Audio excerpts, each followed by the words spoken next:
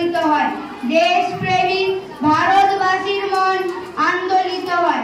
1947 সালে 15ই আগস্ট ব্রিটিশদের 200 বছর শাসন থেকে আমাদের দেশ ভারতবর্ষ স্বাধীন হয়েছিল। ব্রিটিশ শাসনে ভারতীয়দের ওপর চালানো হয়েছিল অকথ্য অত্যাচার। এই অত্যাচার পরাধীনতার ভারতকে বেড়াজাল থেকে ভারতকে মুক্ত করতে আত্মবলিদান দিয়েছে বহুবিধ। তাদের মধ্যে উল্লেখযোগ্য হলে নেতাজি সুভাষচন্দ্র বোস, ভগৎ সিং, ক্ষুদিরাম বোস, মাস্টারদা সূর্য সেন, প্রীতিলতা ওয়াদ্দেদার প্রমুখ।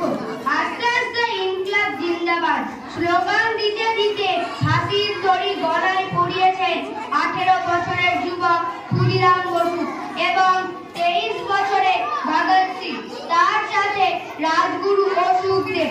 আজকের এই শুভ দিনে ভারত মাতার বীর সন্তানেদের চরণে জানাই শতকোটি প্রণাম। আমরা যুব সমাজ, তাই আমাদের প্রতিজ্ঞাবদ্ধ হওয়া উচিত সেই সমস্ত মহান বিপ্লবীদের বলিদানকে আমরা যেন কখনোই ভুলে না যাই। আমরা যুব সমাজ দেশকে আরো উচ্চ স্থানে নিয়ে যেতে পারি সেই মনোভাব তৈরি করতে হবে। আমাদের দেশের স্বাধীনতা, অখণ্ডতা, সার্বভৌমত্ব ও জাতীয় পতাকার সম্মান রক্ষার্থে নিজেদের প্রাণ ত্যাগ করতে সর্বদা প্রস্তুত থাকি। তাই বলো